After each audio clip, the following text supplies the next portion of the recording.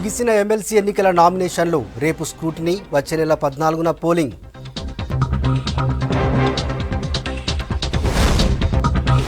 కేసీఆర్కు జనం అలివిదా చెప్తారన్న తరుణ్ చుగ్, సింగరేణిలో దోచుకున్న సొమ్ము కక్కిస్తామన్న సంజయ్. వామనరావు హత్య కేసులో విచారణ స్పీడప్, పోలీసుల అదుపులో కత్తులు తయారు చేసిన వ్యక్తులు.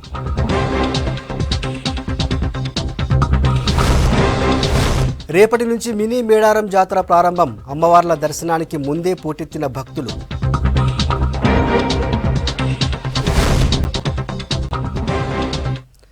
ఈశ్వరీబాయి మెమోరియల్ ట్రస్ట్ ఆధ్వర్యంలో పోస్టల్ స్టాంప్ ఆవిష్కరణ జరుగుతోంది. ఉపరాష్ట్రపతి వెంకయ్యనాయుడు ముఖ్య అతిథిగా హాజరయ్యారు. హిమాచల్ ప్రదేశ్ గవర్నర్ దత్తాత్రేయ, కాంగ్రెస్ నాయకులు ఈ సమావేశానికి హాజరయ్యారు. శిల్పారామంలో జరుగుతున్న ప్రోగ్రాంలో వెంకయ్య మాట్లాడుతున్నారు. లైవ్ చూద్దాం. నేను హృదయపూర్వకంగా అభినందిస్తున్నాను. నేను మాట్లాడే ముందు భారత ప్రభుత్వ తపాలా శాఖ మంత్రి శ్రీ రవిశంకర్ ప్రసాద్, మన యొక్క ఈ ప్రాంత post master general Shri Rajendra Kumar ఈ చొరవ తీసుకొని పోస్టల్ స్టాంపుని విడుదల చేయించి ఈ సందర్భంగా మనకు అందజేసినందుకు వారిని కూడా అభినందిస్తున్నాను. I would like to compliment because of the national media and also message has to go outside our states. I would like to say a few words in English also, because Srimati Ishwaribai, her greatness, her contribution, her initiatives, her leadership qualities must be known to the people at the national level, so that the coming generation, the present generation, they also get inspiration from such personalities. Sri Ishwaribai ji was not only an educationist, but not only a social worker, she was a social reformer and also a people's leader. At that time, you can imagine fighting for the cause of Dalits and fighting for the cause of women and championing the cause of downtrodden and also fighting against the social evils, and that too being a woman, and fighting against the ruling party, which was a mighty party at that time, was not an ordinary thing.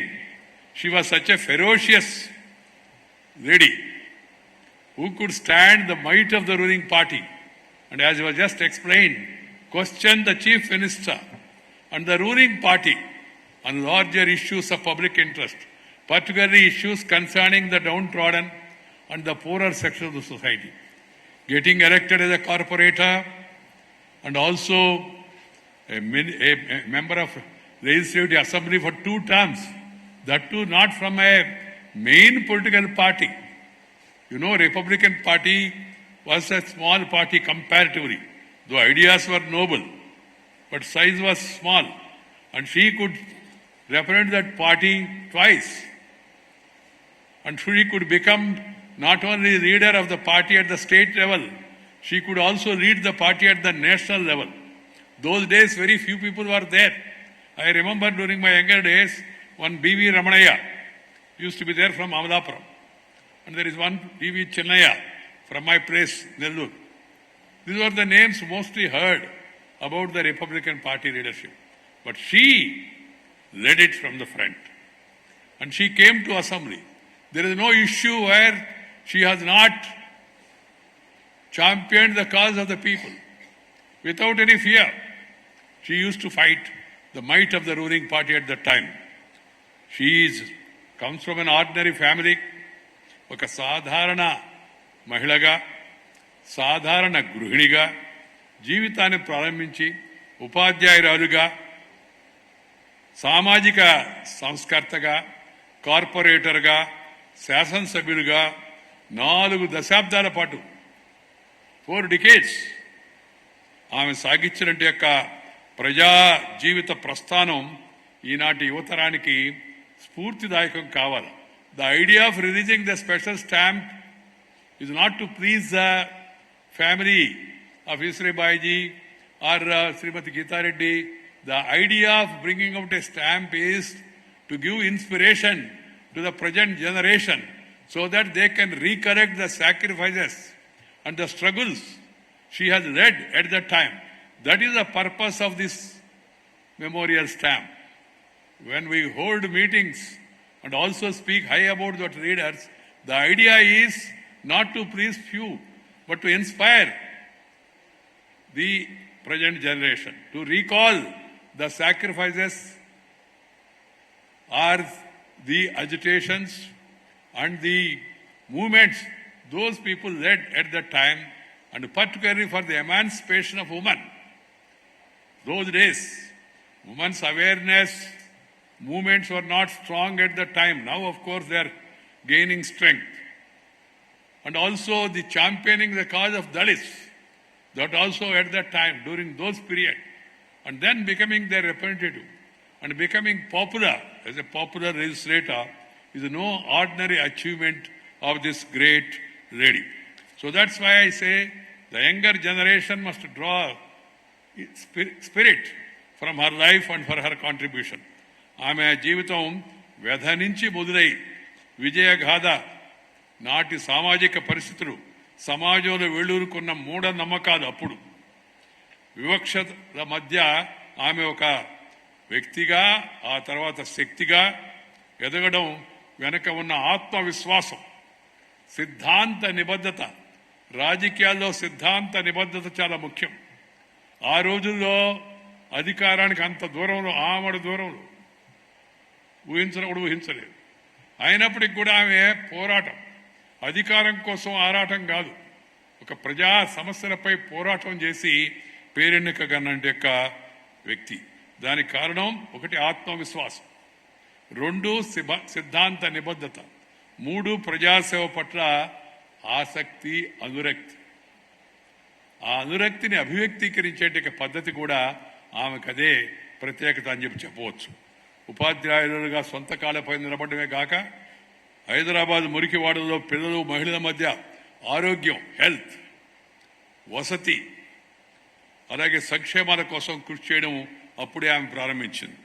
Telugu, Hindi, English, Urdu భాషల్లో ప్రావీణ్యాన్ని సంపాదించిన ఆమె నిరుపేద మహిళల యొక్క స్వావలంబన, self Reliance, నైపుణ్యాభివృద్ధి, skill upgradation, these were the two main issues she focused those days, and she thought that emancipation of the woman will come through education. విద్య ద్వారానే ఇది సాధ్యమని దశాబ్దాల కింద ఆమె గుర్తించి ఆచరణలో పెట్టేందుకు ఆమె జీవితాంతం దానికోసం అని చెప్పి ఆమె కృషి చేశారు. Inspired by the speeches of doctor Babasaheb Ambedkar in 40s, she was firmly convinced that social and economic discrimination could be eliminated only through the ideology of Dr. Ambedkar. That was her belief. And she dedicated her entire life working towards the realizing that great path shown by Dr. Ambedkar.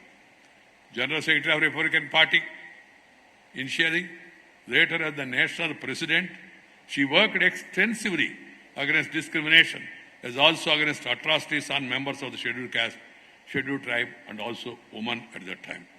As a member of a legislative assembly for a decade, from 1967 to 77, Srimati Ishwari Baiji has been voice of the people.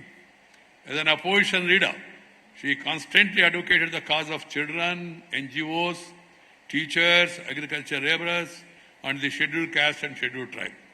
It must be said to her credit, she did not even bother about power and position, nor did she ever compromise on the values in which she believed in. Her life as an MLA and her relentless fight for the problems of women and poor will be remembered forever. నేను ఇందాక జానారెడ్డి గారు చెప్తూ ఉంటే విన్నాను. నేను కూడా ఒక యువకుడిగా రాజకీయాల్లో ప్రవేశించినప్పుడు నాకన్నా కొంత సీనియర్గా ఉండి మా ముందు శాసనసభ్యురాలుగా ఉన్న ఆమె ప్రసంగాలు చాలా ఆసక్తితో వినేవాడిని. ఎంతో ఉత్తేజితం చేసేట ప్రసంగాలు చాలా మందిలో ప్రేరణ కలిగించాయి. నాలో కూడా అనేక ఆలోచనలు రేకెత్తింపజేశాయి. వ్యక్తిగతంగా కూడా నేను ఆమెను అనేక సందర్భాల్లో కలుసుకునేవాడిని. పెద్దలు శ్రీ తెన్నేటి విశ్వనాథం గారు, అలాగే శ్రీ పర్వతరెడ్డి బాబుల్ రెడ్డి గారు వాళ్ళ ఇంట్లో అనేక సమావేశాలు, అఖిలపక్ష సమావేశాలు పెడుతూ ఉంటే ఆ సమావేశాల్లో పాల్గొనే సందర్భంగా నేను ఈశ్వరీబాయి గారిని కలుసుకుని ఆమెతో మాట్లాడే ఆమె యొక్క ఆలోచనలు తెలుసుకునే అవకాశం లభించింది. My dear sisters and brothers, politics is a vehicle to serve the people.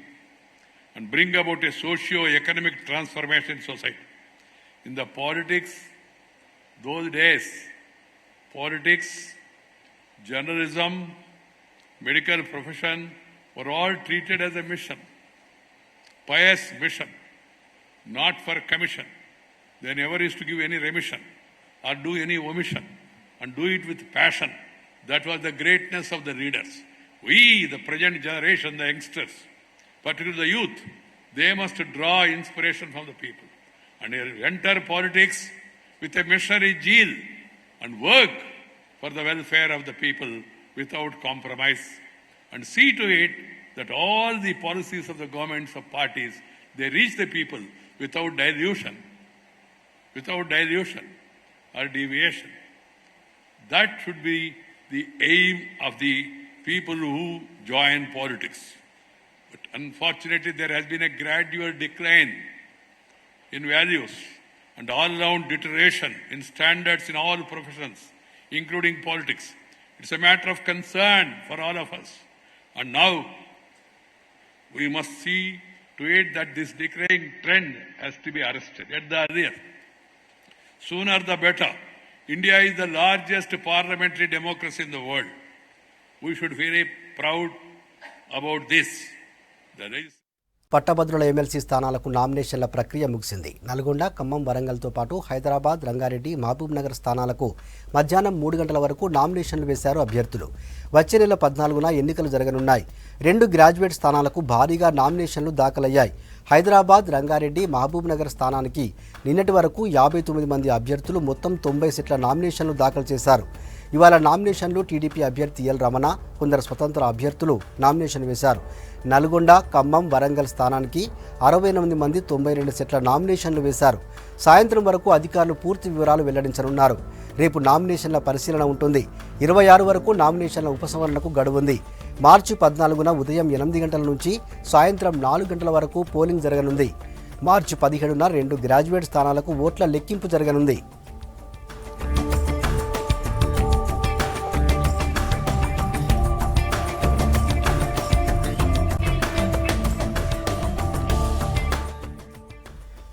Nalgonda, Khammam, Warangal స్థానంలో ఇంట్రెస్టింగ్ ఫైట్ కనిపిస్తోంది. ఇక్కడ టీఆర్ఎస్ నుంచి మరోసారి పల్లా రాజేశ్వర్ రెడ్డి పోటీ చేస్తున్నారు. కాంగ్రెస్ నుంచి రాములు నాయక్, బీజేపీ నుంచి ప్రేమేందర్ రెడ్డి బరిలో ఉన్నారు. ఇక టీజేఎస్ అధ్యక్షుడు కోదండరాం, తెలంగాణ ఇంటి పార్టీ అధ్యక్షుడు చెరుకు సుధాకర్, స్వతంత్ర అభ్యర్థిగా తీన్మార్ మల్లన్న, యువ తెలంగాణ పార్టీ నుంచి రాణి రుద్రమ పోటీ చేస్తున్నారు. ఇక్కడ అభ్యర్థులందరూ నువ్వా నేనా అన్నట్లు ప్రచారం చేస్తున్నారు. నల్గొండ, ఖమ్మం, వరంగల్ స్థానం నుంచి పోటీ చేసే అభ్యర్థులు ఎవరనే దానిపై ముందు నుంచి క్లారిటీ ఉంది. దాంతో నామినేషన్ కంటే ముందుగానే పట్టభద్రులతో సమావేశాలు నిర్వహించారు అభ్యర్థులు.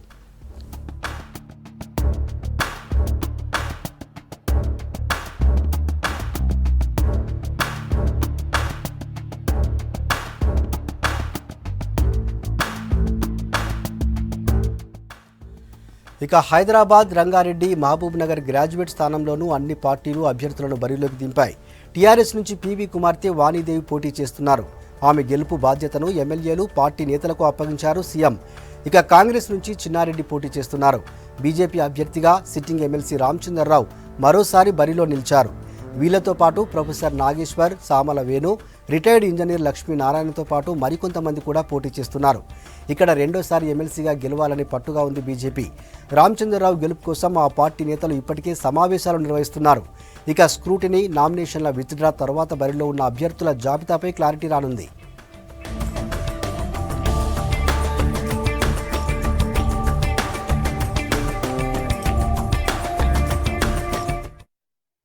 నల్గొండలో టీఆర్ఎస్ గ్రాడ్యుయేట్ ఎమ్మెల్సీ అభ్యర్థి పల్లా రాజేశ్వర్ రెడ్డి కోడ్ ఉల్లంఘిస్తున్నారని ఆరోపించారు ప్రతిపక్ష పార్టీల అభ్యర్థులు. టీఆర్ఎస్ నిబంధనలకు విరుద్ధంగా నల్గొండ అంతా ఫ్లెక్సీలు ఏర్పాటు చేశారన్నారు. అయితే ఎన్నికల కోడ్ పక్కాగా అమలు చేస్తున్నామన్నారు మున్సిపల్ అధికారులు. ఫ్లెక్సీలు తొలగించామని చెప్పారు. కోడ్ ఉల్లంఘిస్తూ ఫ్లెక్సీలు, కటౌట్లు, జెండాలు, తోరణాలు కట్టినా జరిమానాతో పాటు చట్టపరమైన చర్యలు తీసుకుంటామని తెలిపారు. పట్టణంలో టీఆర్ఎస్ పార్టీ నేతలు అడ్డగోలుగా ఎన్నికల కోడ్ను ఉల్లంఘించి ప్రభుత్వ టెలిఫోన్ స్తంభాలకు అలాగే ప్రభుత్వ కార్యాలయాలు ఫ్లెక్సీలు కట్టిండ్రు. ఇంత దుర్మార్గంగా కోడ్ వైలేషన్ అయితే అంటే అధికారులు ఏం చేస్తూ ఉన్నారు? దీనిపై ఎన్నికల కమిషన్ తక్షణం చర్య తీసుకోవాలి, ఫిర్యాదు చేస్తాం. ఏకంగా జాతీయ నేతలు ఉన్నటువంటి వాటికి కూడా బ్యానర్లు కట్టిండ్రు, తోరణాలు కట్టిండ్రు, ఫ్లెక్సీలు కడితే ఇక్కడ ప్రజాస్వామ్యంగా ఎన్నికలు జరుగుతాయా? మొదటి రోజు నుంచే ఎన్నికల కోడ్ వైలేషన్ చేస్తా అంటే ఏం చేస్తూ ఉన్నారండి అధికారులు? తక్షణం దీనిపై చర్యలు తీసుకోవాలి. బాధ్యులైనటువంటి అధికారుల మీద మున్సిపల్ అధికారులు కూడా తక్షణం స్పందించి, అలాగే రెవెన్యూ అధికారులు కూడా తక్షణం స్పందించి దాన్ని తొలగించకపోతే మాత్రం సీరియస్గా స్పందించాల్సి వస్తుంది. రాష్ట్ర ఎన్నికల సంఘానికి, కేంద్ర ఎన్నికల సంఘానికి కూడా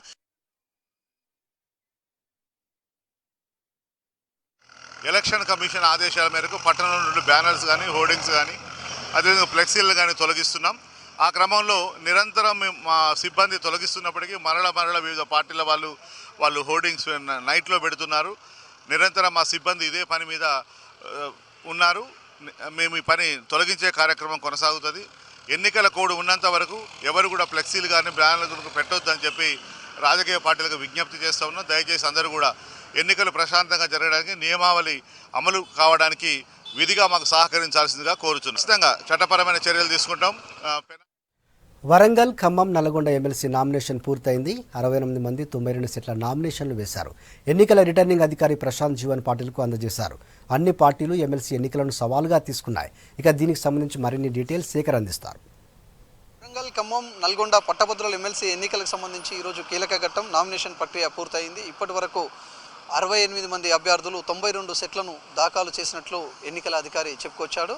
అయితే రేపు స్క్రూటినీ ఉంటుంది. 26వ తేదీ విత్డ్రాలు ఉంటాయి. 14వ తేదీ ఈ వచ్చే నెల ఎలక్షన్స్కు సంబంధించి ఓటింగ్ ప్రక్రియ కొనసాగుతుంది.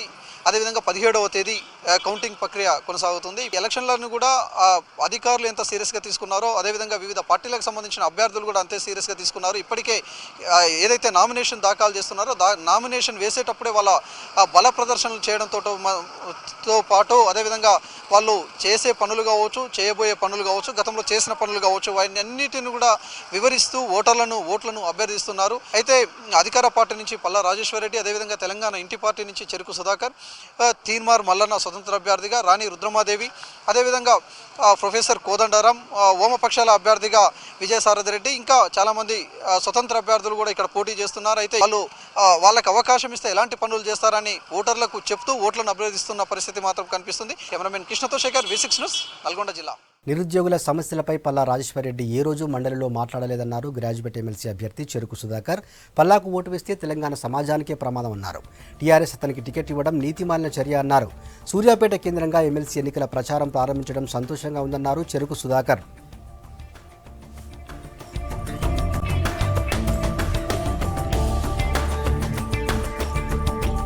విజ్ఞప్తి చేస్తున్నా, ఈ ఎన్నికల్లో పల్లా రాజేశ్వరిని గెలిపించడం అంటే అది టీఆర్ఎస్కే నష్టం కాదు, మొత్తం సమాజానికి ఆ ప్రమాదం ఉంటుందని చెప్పేసి ఈ సందర్భంగా తెలియజేస్తామని. ఎందుకంటే అత్యంత స్వార్థపూరితంగా ఒక ప్రజాప్రతినిధిగా కనీసము తనని ఎన్నుకున్నటువంటి పట్టభద్రుల కోసం ఒక్కనాడు గొంతు ఇప్పే ప్రయత్నం చేసినటువంటి పల్లా రాజేశ్వరి మళ్ళీ నిలబడము, టికెట్ ఇవ్వడము, నిలబడము, ఓట్లు అడగడమే నీతిమాలినటువంటి చర్య.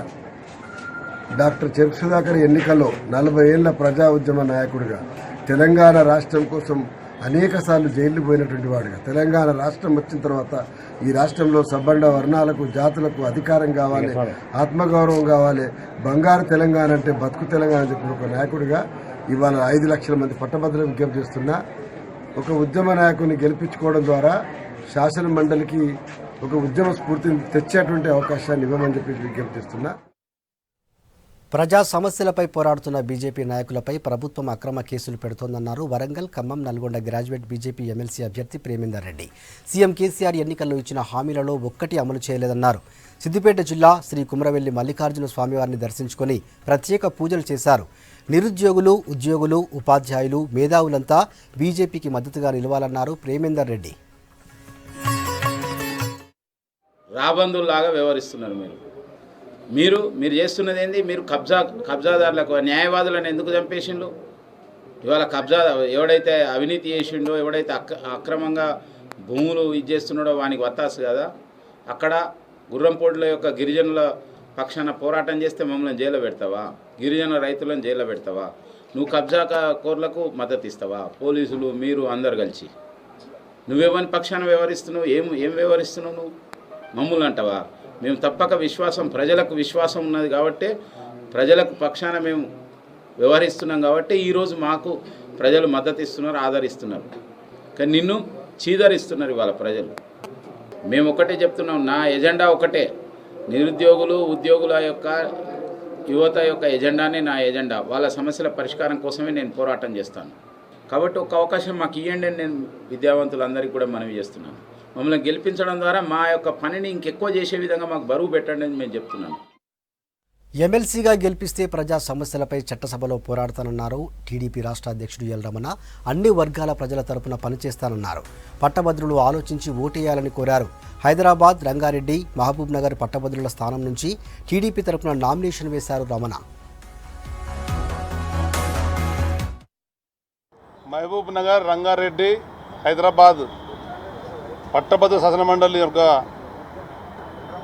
సంబంధించి ఈరోజు నామినేషన్ కార్యక్రమాన్ని ఇప్పుడే పూర్తి చేసుకున్నాం.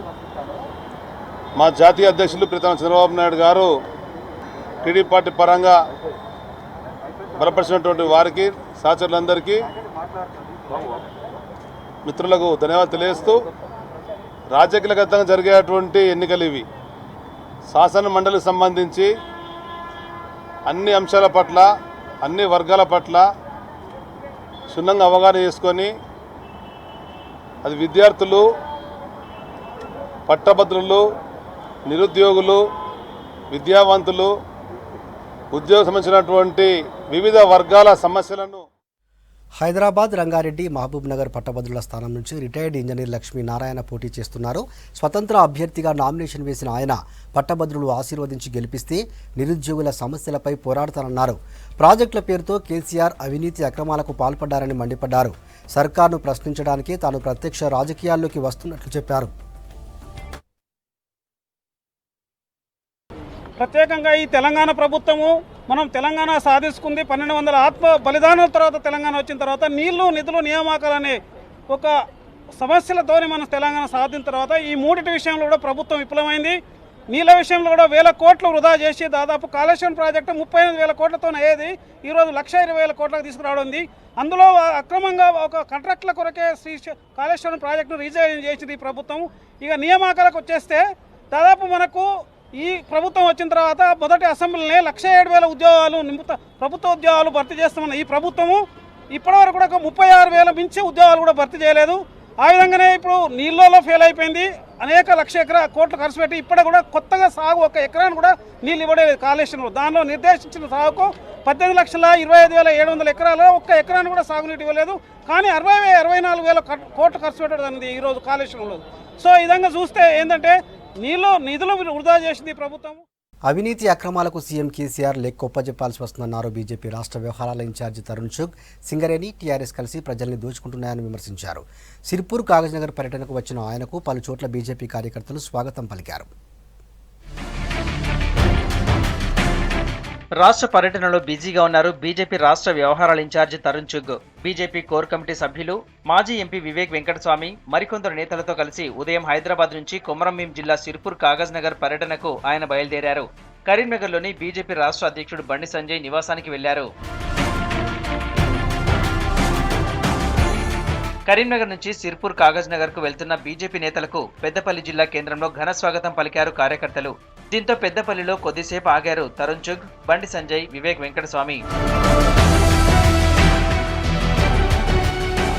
సింగరేణి యాజమాన్యం, టీఆర్ఎస్ కార్మిక సంఘం ప్రజలను దోచుకుతింటున్నారని ఆరోపించారు రాష్ట్ర బీజేపీ వ్యవహారాల ఇన్ఛార్జి తరుణ్ చుగ్. సింగరేణిలో జరుగుతున్న అక్రమాలను కేంద్రం, కోల్ మినిస్ట్రీతో పాటు సీబీఐ దృష్టికి తీసుకెళ్తామని హెచ్చరించారు. కవిత సింగరేణికి సూపర్ బాస్ గా వ్యవహరిస్తోందని మండిపడ్డారు. సింగరేణిలో జరుగుతున్న అవినీతిని పైసా పైసా కక్కిస్తామని కవితను హెచ్చరించారు. टीआरएस के लोग बख्शत बनकर आपको लूट रहे हैं, लेकिन मैं आपको विश्वास दिलाता हूं, किसी को बख्शा नहीं जाएगा, किसी को छोड़ा नहीं जाएगा. ये लोग कह रहे हैं हम 49% के केंद्र के लोग पार्टनर हैं. हम पार्टनर तो 49% के हैं, लेकिन तेलंगाना की जनता इसकी एक एक इंच जमीन की मालिक है. आप उसको लूट नहीं सकते. एक एक चीज का हिसाब लिया जाएगा. ये चोर, लुटेरे, डाकू आज टीआरएस के लोग मिलकर इसका लूट रहे हैं। मैं हैरान हूं कि कविता जो यहाँ यूनियन लीडर बनकर इस कंपनी की सुपर बॉस बनकर बैठी है, उसको भी ये मैसेज है। టీఆర్ఎస్ రాక్షస పాలనకు చరమగీతం పాడడానికి ప్రజలు సిద్ధమవుతున్నారన్నారు బండి సంజయ్. అన్ని పార్టీల నాయకులు, ప్రజాప్రతినిధులు బీజేపీలోకి రావాలని చూస్తున్నారని చెప్పారు. ముఖ్యమంత్రి మోచేత నిందగాని ఒక మూర్ఖుడు మరి సింగరేణి రాజ్యం వెళ్తుంది కాబట్టి సింగరేణికి నష్టం అవుతుంది, సింగరేణి కార్మికులు అన్యాయం జరుగుతుందనే విషయాన్ని ఒక్కసారి గుర్తుంచుకోవాలి. టీఆర్ఎస్ పార్టీకి ఎన్నికల్లో ఖర్చు కావాలంటే సింగరేణి పైసలు అవుతున్నాయి. టీఆర్ఎస్ పార్టీ సమావేశాలు పెట్టాలంటే సింగరేణి అవుతున్నాయి. కేసీఆర్ కు చా పైసలైనా, కేసీఆర్ కు మందు పైసలైనా, కేసీఆర్ కు సోడా పైసలైనా, కేసీఆర్ కు చికెన్ స్టఫ్ పైసలు కూడా సింగరేణి నుంచే అవుతున్నాయి. కాబట్టి సింగరేణి పరిస్థితి ఏ విధంగా మారిందో ఒక్కసారి తెలుసుకోండి. కాబట్టి ఎంపీ చెప్తున్నాను, నువ్వు టీఆర్ఎస్ పార్టీ ఇవాళ అధికారం ఉందని చెప్పి ముఖ్యమంత్రి కొమ్ము కాస్తున్నావు. అవినీతి అక్రమ బాబుతో బరాబర్ నీ మీద శిక్షలు చెప్పిస్తాం, నిన్ను ఎట్టి పత్రాల సంగతి ఇస్తాం, నీ చేపిస్తాం. ఆ తర్వాత కాగజ్ నగర్ లో జరిగిన శివాజీ సంకల్ప సభలో పాల్గొన్నారు తరుణ్ చుగ్, సంజయ్, వివేక్. తరుణ్ చుగ్ సమక్షంలో డాక్టర్ పాల్వాయ్ హరీష్ బాబు బీజేపీలో చేరారు. హరీష్ చేరికతో బీజేపీ బలోపేతమవుతుందన్నారు నేతలు. ఆదివాసీల హక్కుల కోసం పోరాడితే లాఠీచార్జ్ చేస్తున్నారన్నారు బీజేపీ రాష్ట్ర వ్యవహారాల ఇన్ఛార్జ్ తరుణ్ చుగ్. కేసీఆర్ను ఓడించే వరకు బీజేపీ పోరాటం కొనసాగుతుందని చెప్పారు. కుమ్రంభీం, ఆసిఫాబాద్ జిల్లా సిర్పూర్, కాగజ్నగర్లో జరిగిన శివాజీ సంకల్ప సభలో పాల్గొన్నారు తరుణ్ చుగ్. కేంద్రం నిధుల్ని టీఆర్ఎస్ నేతలే దోచుకు తింటున్నారని ఆరోపించారు. కేసీఆర్ మానవత్వం లేని మృగమన్నారు బీజేపీ రాష్ట్ర అధ్యక్షుడు బండి సంజయ్. రాష్ట్రంలో రాక్షస పాలన అంతమొందించే వరకు పోరాడతామన్నారు. तेलंगाना के हर जिले से, हर विधानसभा से कमल का फूल जीत के आए और भारतीय जनता पार्टी का कार्यकर्ता तेलंगाना का मुख्यमंत्री बने और यहाँ के गरीब, आदिवासी, एससी, ओबीसी, महिला, युवा की चिंता करे। ये लड़ाई आज से चालू होती है। इसलिए मैं केसीआर को ये चेतावनी देता कि भारतीय जनता पार्टी तुम्हारे अत्याचार के आगे झुकने वाली नहीं है और ना तुम इसे रोक पाओगे। ये आंधी नहीं है, भारतीय जनता पार्टी आंधी नहीं है, तूफान नहीं है, ये सुनामी है। కేసీఆర్ను రాజకీయంగా బొందపెట్టే శక్తి బీజేపీకి ఉందన్నారు ఆ పార్టీ కోర్ కమిటీ సభ్యులు వివేక్ వెంకటస్వామి. కమిషన్ల కోసమే ప్రాజెక్టుల రీడిజైన్ చేశారని ఆరోపించారు. ఏపీ నీళ్లు దోచుకుపోతుంటే కేసీఆర్ ఫామ్ హౌస్లో పడుకున్నారని విమర్శించారు. మెగా కృష్ణారెడ్డికి దోచిపెడుతున్నారని మండిపడ్డారు. కాగజ్ నగర్లో ఛత్రపతి శివాజీ సంకల్ప సభలో మాట్లాడారు వివేక్ వెంకటస్వామి. హరీష్ బాబు గారు భారతీయ జనతా పార్టీలో రావడము, భారతీయ జనతా పార్టీ ఇక్కడ బలోపేతం కావడము, ఈ టీఆర్ఎస్ పార్టీ, ఈ కేసీఆర్ నాయకత్వం ఏదైతే తెలంగాణని దోచుకుంటున్నాడో దాని వ్యతిరేకంగా గలమెత్తి ఈ కేసీఆర్ ని బొందబెట్టే సత్తా వర్గం ఉందంటే అది కేవలం భారతీయ జనతా పార్టీకే ఉన్నదని చెప్పి మీ అందరికి చెప్తున్నాను. మీరు అందరూ తెలుసు, తెలంగాణ సాధించుకున్నప్పుడు నీళ్లు, నిధులు, నియామకాలు అనుకున్నాం. నీళ్ళ విషయం ఇప్పుడే హరీష్ బాబు గారు చెప్పినట్లు మా నాన్నగారు వెంకటస్వామి గారు అప్పుడు రాజశేఖర రెడ్డి గారితో కొట్లాడి ప్రాణహిత చేవెళ్ల ప్రాజెక్టు ఇక్కడ శాంక్షన్ చేపిస్తే రీడిజైన్ పేరుతో కమిషన్ దోచుకోవడానికి కేసీఆర్ ఏమో ఈ ప్రాజెక్ట్ ని కాళేశ్వరం తీసుకోవడం జరిగింది. ఇప్పుడు జిల్లాల రౌండప్ చూద్దాం. నాగర్ కర్నూలు జిల్లా కేంద్రంలో నిర్వహించిన కబడ్డీ, వాలీబాల్ రాష్ట్ర స్థాయి పోటీలలో గెలిచిన జట్లకు ఎమ్మెల్యే మర్రి జనార్దన్ రెడ్డి బహుమతులు అందజేశారు. సీఎం కేసీఆర్ బర్త్డే సందర్భంగా ఎంజీఆర్ ట్రస్ట్ ఆధ్వర్యంలో టోర్నమెంట్ పోటీలు జరిగాయి. భద్రాద్రి కొత్తగూడెం జిల్లా అశ్వరావుపేట పట్టణంలో బీజేపీ ఆఫీస్ ని జిల్లా బీజేపీ అధ్యక్షుడు కోనేరు సత్యనారాయణ ప్రారంభించారు. ఈ సందర్భంగా బీజేపీ జెండాను ఎగరవేశారు. రాబోయే ఎమ్మెల్సీ ఎన్నికల్లో బీజేపీ అభ్యర్థి గుజ్జిల ప్రేమేందర్ రెడ్డికి మొదటి ప్రాధాన్యత ఓటు వేసి గెలిపించాలని కోరారు. సంగారెడ్డి జిల్లా మంజీరా రోటరీ క్లబ్ ఆధ్వర్యంలో రక్తదాన శిబిరం నిర్వహించారు. ఈ క్యాంపులో పలువురు డాక్టర్లు, యువకులు రక్తదానం చేశారు. రోటరీ క్లబ్ అంతర్జాతీయ వ్యవస్థాపక దినం సందర్భంగా బ్లడ్ డొనేషన్ కార్యక్రమం చేపట్టామన్నారు. కార్యక్రమంలో మాజీ ఎమ్మెల్సీ చింతా ప్రభాకర్తో పాటు పలువురు నాయకులు పాల్గొన్నారు. వరంగల్లోని శ్రీ భద్రకాళి దేవస్థానంలోని శ్రీ సుబ్రహ్మణ్యేశ్వర స్వామి గుడిలో భీష్మ ఏకాదశి సందర్భంగా ప్రత్యేక పూజలు నిర్వహించారు. ఉదయమే పెద్ద ఎత్తున భక్తులు తరలివచ్చారు. మంగళవారం భీష్మ ఏకాదశి కలిసి రావడంతో వల్లి దేవసేన సమేత సుబ్రహ్మణ్యేశ్వర స్వామికి నిత్య పూజలు చేశారు.